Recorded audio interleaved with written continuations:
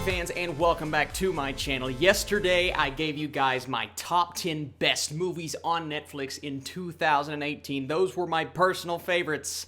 But with every good list comes the bad list, and today we are going to talk about the worst movies on Netflix in 2018, and it's going to be interesting because some of these films will carry over on into my grand list of the entire 2018, but this is just going to be Netflix-centric, just like yesterday's videos, and yesterday's video had a positive vibe to it. This video is going to have a negative vibe to it, and I just want you guys to know, if you like any movies on this list, don't take this personal. This is literally a completely and utterly opinionated video, and if you guys disagree with my opinion, be sure to let me know down in the comments calmly, please. No, for real, my plan is to just have fun here today. We're gonna talk a little bit of smack, but you know what, that's okay, because these are my least favorite movies. I'm not saying they are technically the worst, but in my opinion, they're the ones that I will definitely never go watch again. And some honorable mentions that I have are Game Over Man, The Princess Switch, Irreplaceable You, The Polka King,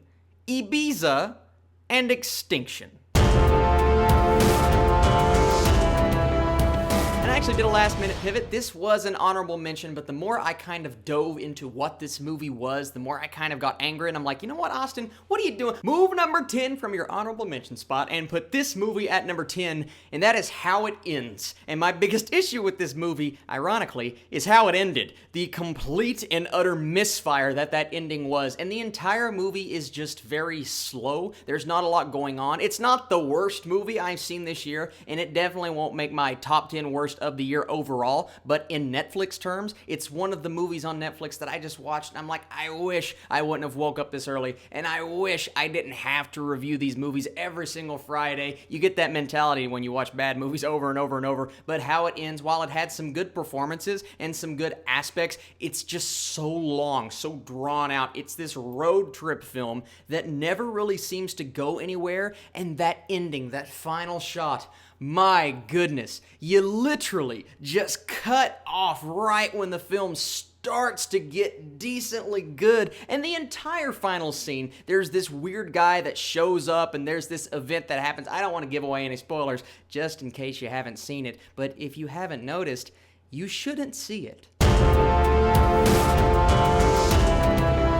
Next up is a film that I had some people in my comment section of that video tell me that they liked, and that's fine. I could see how people would get enjoyment from this video, but The After Party, it was just a movie that really didn't hit on any level that it wanted to hit on. My biggest issue here is that it just wasn't a funny movie. I never laughed. I never even chuckled. The entire experience was just kind of awkward, what they get themselves into. It just felt like rappers were shoehorning themselves into this film. It was just kind of, oh, I know that guy, and I know that guy, and a who's know who kind of thing, and I actually really liked the lead here. I thought he did a good job, and I'm excited to see him in more things, and apparently, this is such a funny story, he is a rapper in real life, and in my review, I didn't know that, so in my review, I'm sitting there saying, man, this guy, the movie wasn't good, but he did really well, and his raps, his songs inside the movie, I looked like an idiot. I go back and I watch that now, I'm like, Austin, you're really not caught up on pop culture, which I'm not, and maybe if you love all of the people that show up in this movie, you're going to love it, but for me, I don't really recognize any of them, and I just pay attention to the script and the plot and everything going on, and it's a movie that felt really pointless for me, and it wasn't really an after party that I want to attend.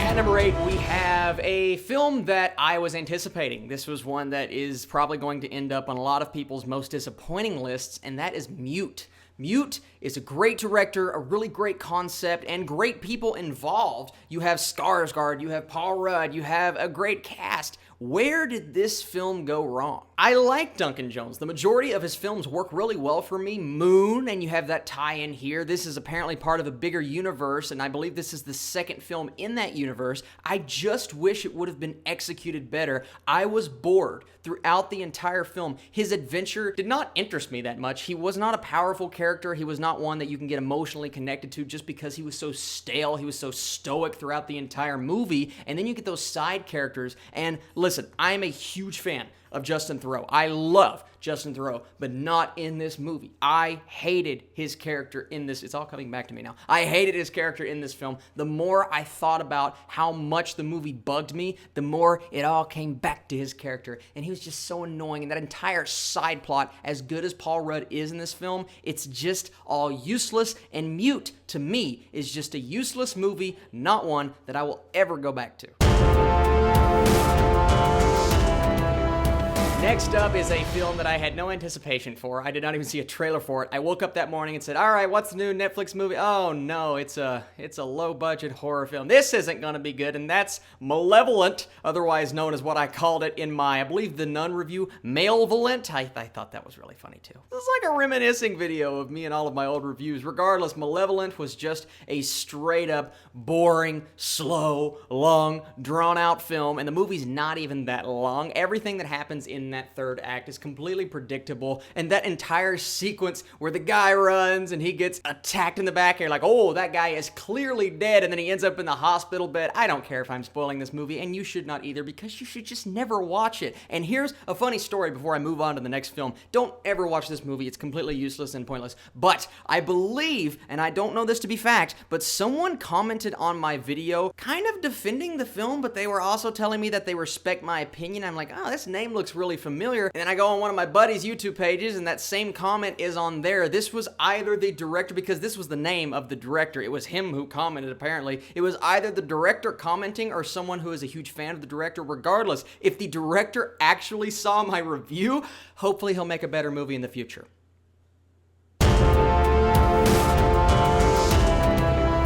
Now we are getting into the Christmas spirit, and that is the most pointless sequel I've seen in months, and that is A Christmas Prince. I kept getting that confused in my Letterboxd review. A Christmas Prince, The Royal Wedding. The first film had its fans, so people were coming back to this movie like, man, let's see what more adventures they can go on. And yes, the first one was cheesy, and it was just kind of pointless, but it definitely built up a fan base. But even that fan base, I saw online, I saw on Twitter, I saw on Letterboxd, that fan base was getting so upset because of how bad this sequel was. This sequel goes in directions that you do not listen. All you want this movie to be is the same level of cheese, the same level of, it's not good, but it's cute as the first one. It couldn't even do that. It brought in computer hackers and this subplot that's completely ridiculous, and not the kind of ridiculous that you want. And then the final scene where they actually get married, it's like, well, I had to sit through all of this just to get what I wanted in the first place. I was yawning throughout the entire movie, and I was miserable. Maybe some people liked it as a sequel, but the majority that I saw anyway did not like this movie, and I don't blame them. Well, you know, it'd be on the list somewhere. Next up is the Adam Sandler Chris Rock movie, The Week Of, and I can literally remember nothing about this film. The only thing that I can remember is how upset the horrible accents made me. Everyone's accent was just so over the top, so unrealistic. Adam Sandler had something going last year with the Merowitz Stories. I loved that film. It was on Netflix. It was fantastic. I loved every bit of it. I sunk my teeth into his character, and then he comes back and does the same old thing, and you know he's going to do it. He's going to come back on Netflix. Now, I have had multiple people in my comments tell me that his brand new stand-up special on Netflix is great. Now, while I don't count that as a movie necessarily, I want to watch it just to see the return of Adam Sandler's stand-up, because I love Adam Sandler. I love his movies of old. I have even liked him recently, like I said. Even the Hotel Transylvania movies, he's really good. But this movie just went back to what we did not like about that first batch of horrible Happy Madison Netflix films, and it does everything that you just sit there and go, why are you making these decisions? It tries to show heart at the end when he's dancing with his daughter, and it just does not come across. This is another Adam Sandler movie that you can skip. Go watch the Merowitz Stories and go watch his stand-up special instead. I need to watch that. All right, next one is one that cracks me up every time I think about it, because I'm still getting comments to this day on my review of this movie of how bad and how angry people were with this film. and that is the Titan. Now, remember the Titans, or Clash of the Titans, that is just the Titan, starring Sam Worthington, and yeah, I completely understand. The more than I thought, now when I first watched this movie and I started to review it, I'm like, you know what, it was bad, but it wasn't like the worst movie I've seen all year. But the more that I thought about the Titan, the angrier I got, and the more that I thought about the ending and how just completely dumb the entire setup was, and then you get to what's supposed to be the payoff, and it is the least payoff-ish thing that I've seen. Second least. My least is coming up in just a bit, but The Titan was a completely pointless movie. A lot of people are saying it's a prequel to Prometheus, and when you think about it without spoiling it, I find that really funny. But The Titan is just one of those movies. It's overly CGI. It's supposed to be a simple premise, but it takes that simplicity and makes it as confusing as it possibly can, and by the end of the film, you're like, why did I sit here that long again? Oh, wait, it's because I had to. Number 3, another Happy Madison film, this time not starring Adam Sandler. That is Father of the Year. Now, I knew some people that actually thought Father of the Year was funny. Some people that got back to me after they watched it and they were like, Austin, did you review this Netflix movie yet? And I'm like, do I tell them that I reviewed it? Because they're just going to go to the review and they're going to see how angry I got. You know what? Yes, I watched it, and yes, I hated it. It's about 2 college graduates that return back to their hometown, and there's just a question on their minds: whose dad would win in a fight? That's right, that's the premise of this movie, but you don't really hit that premise until towards the end of the film. The entire movie is just people meeting up with each other that knew each other, and this really forced romance between these 2 characters. They try every way in the world, and Bridget Mendler's in there. I liked her on Disney Channel. They try every way in the world to get these 2 characters to become likable and for you to buy into their relationship, and it loses sight of the premise of the movie. What we want to see in the movie is David Spade go at it with his other dad, and we just don't get that. We get this really pointless I keep saying pointless when talking about these movies, but there are just so many pointless movies on Netflix, ones that won't even make this list, ones that I didn't even see. But Father of the Year is maybe one of the more pointless because you have such a good star in David Spade and you don't utilize him. You don't make him funny. All of the jokes come across as flat. They do not work. And at the end of the day, I was so disappointed because I thought maybe David Spade could bring us what he brought us in the 90s, and he just didn't do it. This one's funny, guys. It's not going to be a lot of people's number 2. It maybe will crack some people's top 10, but I was not in the minority because people didn't like this movie, but I was in the minority of people who absolutely despised it. And that's The Holiday Calendar. Watching The Holiday Calendar made me so angry because, yes, it's this typical cliched Lifetime movie that you could watch on television. It belongs on television. It does not belong on Netflix or the theaters or whatnot. And you can sit back, relax, watch this movie, and just turn off your brain. Sure. But when I was watching it, I was just thinking about all of these character decisions and about how upsetting the entire film is. The character decisions, the interactions, the boyfriend that pops up, and everything that goes on between these basically 3 characters is so dumb. And behind all of that, you have this holiday calendar predicting what's going to happen in the future, and this really cheesy mystical aspect that if you think at all about it, it doesn't make any sense. None of the characters understand how it works. I don't think the director or the writers understood how it worked. They just threw it in there to bring some magic to the movie because apparently they had to, because apparently they saw how bad these relationships were and how bad they treat her, she treats them, back and forth. It all goes both ways. They're like, no, we're gonna throw in this magic element. Look at that. Isn't that cool? Do you like things when we throw things in the movie that are stupid? It's a cliche, predictable love story. Things would happen in the movie. I'm like, oh, she's about to run into her ex-boyfriend. 3, 2, oh, look, she ran into her ex-boyfriend. And maybe it's just things that's went on in my past, but she just treats her best friend, who is clearly in love with her, like crap, and she is so oblivious to the fact that he is in love with her. And what happens at the end? You guess, because you're probably right. The Holiday Calendar is just one of those movies. It got under my skin. It is not my style of film. It is not my style of script, and I will never, ever recommend anything like this to anyone. And if you go to watch it, I will knock on your door and say, you should not stop it. Stop it.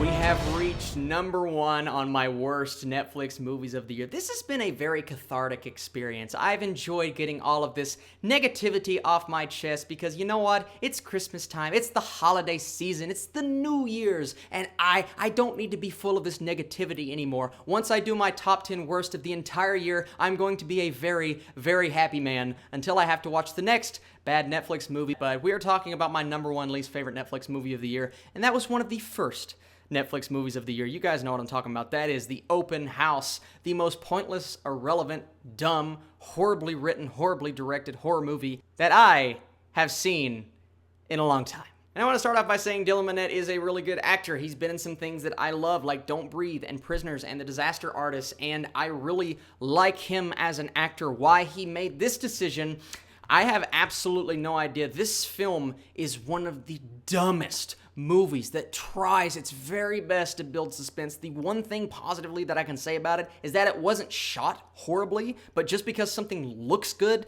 does not make the content good. This will absolutely be in my top 10 worst overall of the year. It's a film that frustrates me on every single level. It's about a teenager and a mom who move into a new house and they get disturbed by some people, and then the end, you think something is going to happen, right? You believe this movie to be predictable, and at least if it was predictable, it would have been kind of a payoff, but the ending, I said this earlier, this is the worst ending of the year. I'm talking Netflix, theater, everything. This is the worst final scene I have seen this year. It is so dumb, and there is absolutely no payoff, and you sit there thinking, I don't even remember how long the movie is. I just wasted a large chunk of my day sitting here and watching this giant dog turd float up to the top of the toilet just to flush it down again. It's dull, it's lackluster. All they do is wander around this empty house. You know, I've done that before when we were looking at apartments and when I moved out of my home in eastern Kentucky. I've done that plenty of times.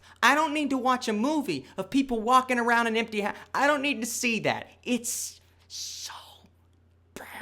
And the thing is, there was never any competition for #1. Even the holiday calendar, you can sit down and enjoy that because it's so stupid. You can't find enjoyment out of The Open House. Now, there will be people that do. I know there are people that like this movie, and that is fine. But for me, this is one of those films that if you try to argue me why this movie is good, I'm just going to sit here and I'm going to go la, la, la, because I don't want to hear it. The Open House is just bad on every single level. And that's it for me. I don't want to talk about these films anymore. These were my least favorite Netflix movies of the year, but my big question to you guys is, what do you think? What is your list? Leave me your least favorite movie of the year in the comments down below on Netflix, not overall, because that list is coming later on this week, and I am oh so excited to get to that. You guys are the absolute best. Thank you for everything that you do. This next week, top 10 best, top 10 worst of the entire year. And if you are on YouTube tomorrow, I'm putting out a special video talking about my honorable mentions for the entire year, talking, I believe, 25